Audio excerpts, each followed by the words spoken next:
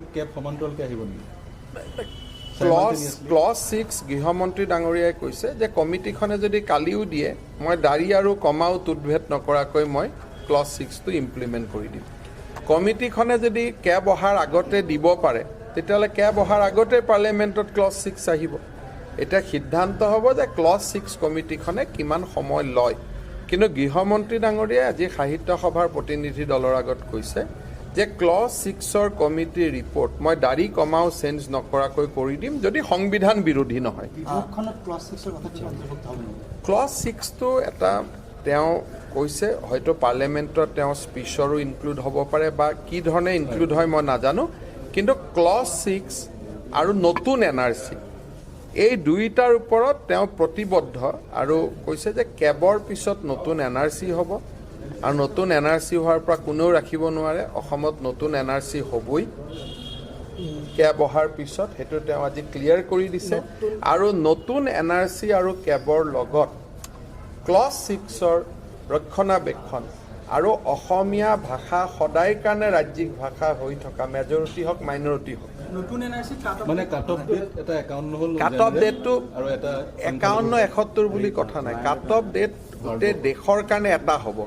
কি হ'ব এইটোতো সংসদে পাছ কৰিব লাগিব, কিন্তু এটা হ'ব। এটা কথা আহে যে অসম চুক্তি যিহেতু আপোনালোকে ক্লজ 6টো আনিছে, ঠিক একেদৰে আকৌ 71ৰ কাট অফ ডেটটো আপোনালোকে ডিনাই কৰিছে, মানে ক'ৰবাত নহয় স্ববিৰোধী নহয়। মানে অসম চুক্তিৰ লগত ইয়াত কোনো কথাই নাই। অসম চুক্তিৰ লগত যিখন দেশত NRC আহিব সেইখন অসম চুক্তিৰ লগত মিলি আহিব লাগিব বুলিতো কোনো কথা নাই। এইখনতো দেশৰ NRC হ'ব, গতিকে দেশৰ NRC দেশৰ কাট অফ হ'ব, অসমতো একে হ'ব। কেবৰ পিছত যিহেতু আহিব 2014টো চবৰ গোটেই দেশৰ কাৰণে গোটেই 2014টো অকল নাগৰিকত্ব দিয়া হিন্দু নাগৰিকত্বসকলক, বৌদ্ধ জৈন খ্ৰীষ্ট। কিন্তু NRCৰ কাট অফ ডেট যিটো ৰাষ্ট্ৰীয় মানদণ্ড হ'ব সেইটোৱে অসমত হ'ব।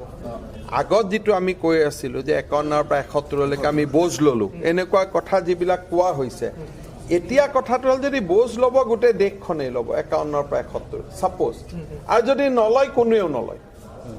এতিয়া যিবিলাক আমাৰ কথা আছিল যে আমি 51ৰ পৰা 71 অসমে বোজ লৈছোঁ, নতুন NRCখনত এইটো হ'ব যে হয় আমি গোটেই দেশখনে বোজ ল'ম, নহ'লে কোনেও নলওঁ। আপুনি প্ৰশ্নটো মোক সুধি আছে যদি মই মিটিংখনৰ ভিতৰত কি হৈ আছে সেইটো হ'লে মই ক'ম বহুত প্ৰতিনিধিয়ে কেব নালাগে বুলি কৈছে, কিন্তু মোক সুধিলে মই কেব লাগে বুলি ক'ব লাগিব নে? আপোনালোকে মোক নহয় মানে আপোনালোকে প্ৰথম প্ৰশ্নটো বুজি লওক যে মোক প্ৰশ্ন কৰি আছে নে মিটিংখনৰ বিষয়ে জানিব খুজিছে। যদি মিটিংখনৰ বিষয়ে জানিব খুজিছে, আজি মিটিঙত যোৱা মেক্সিমাম প্ৰতিনিধি দলে পুৰণা কেবখন নালাগে বুলি কৈছে। গতিকে এইটো মই মিটিঙৰ কথাটো কৈছোঁ, কিন্তু আপোনালোকে মাজে মাজে মোৰ ব্যক্তিগত কথাও সুধি দিয়ে, তেতিয়া কনফ্লিক্ট হৈ যায়, তেতিয়া আকৌ বাকী সংগঠনবিলাকে মোক বেয়া পাব। গতিকে মই একদম কম্পজিট কৰি কৈছোঁ। নাই, আপোনালোকে কি কি সুধিব মোক এটা দুটা তিনিটাকৈ সুধি যাওক, যাতে মানুহে আপোনালোককো বেয়া বুলি নকয় মোকো বেয়া বুলি নকয়। আপোনালোকে প্ৰথম মিটিংখনৰ কথা সোধক, তাৰ পিছত মোৰ ব্যক্তিগত কথা সোধক, তেনেকে চিৰিয়েলি যাওক। প্ৰথম কোনখিনি কম কওক, তেতিয়া প্ৰথম আপোনালোকে প্ৰথম মিটিংখন শুনি লওক, কাৰণ মিটিঙৰ বিষয়ে কথা ক'লে সত্য ক'ব লাগে, ইয়াত মোৰ নিজৰ ভিউটো ক'ব নালাগে।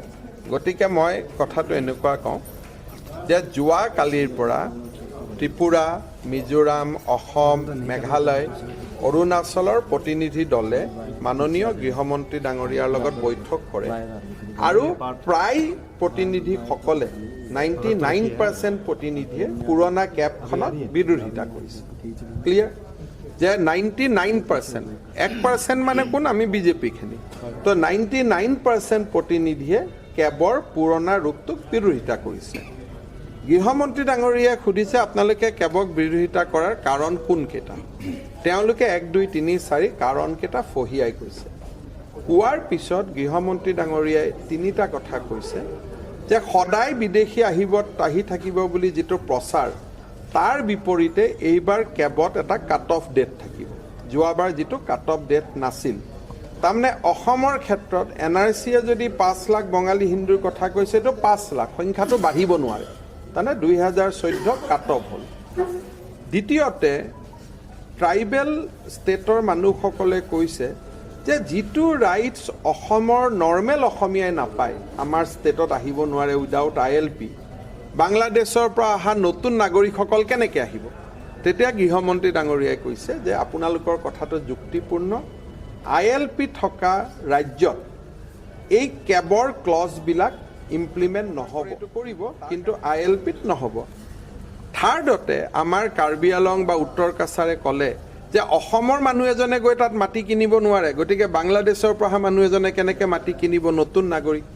তেতিয়া গৃহমন্ত্ৰী ডাঙৰীয়াই আকৌ ক'লে যে 6ষ্ঠ অনুসূচীটো আমি পুৰণা নিয়মে ৰাখিম, কেৱল নাগৰিকত্ব পোৱা মানুহে 6ষ্ঠ অনুসূচীৰ ভিতৰত কোনো নতুন অধিকাৰ নাপাব।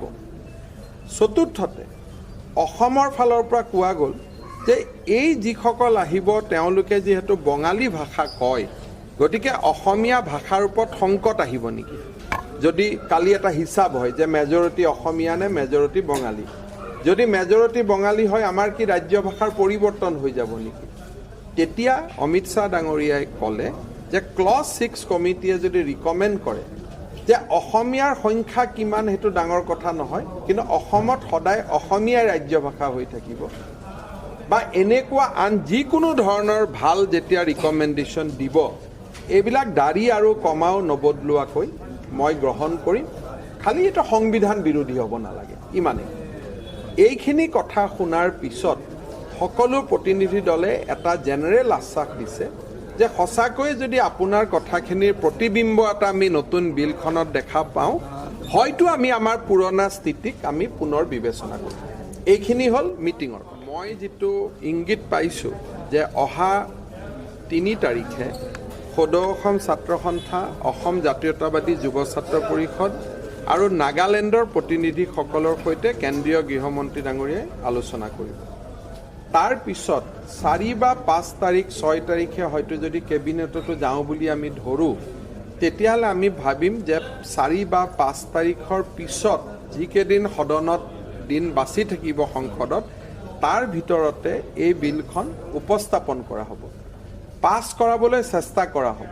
কিন্তু এইটো পাৰ্লিয়ামেণ্টৰ প্ৰায়গেটিভ যে বিলখন উপস্থাপন কৰাৰ পিছত গৃহীত হ'বনে নাই তাৰ বিষয়ে মোৰ বক্তব্য দিয়াৰ কোনো অধিকাৰ নাই। ক্লিয়াৰ? চাওক, মোৰ কথা সুধি থাকিলেতো মই বেলেগ কৰি ক'ব লাগে না। এতিয়াতো ক'লো 99 অপ'জ কৰিছে, গতিকে AGP নামো আহি গ'ল অপ'জৰ ভিতৰত, নহ'লে কৈ দিলোঁ যে আপোনালোক চবে অপ'জ কৰিছে, অকল মই ছাপোৰ্ট কৰিছোঁ। বোজা ক'ত? আমাকতো লাগেই ভাই, নহ'লে হোজাইত 60,000 মানুহৰ নাম কাটা গ'ল, চিটটো ক'ত যাব?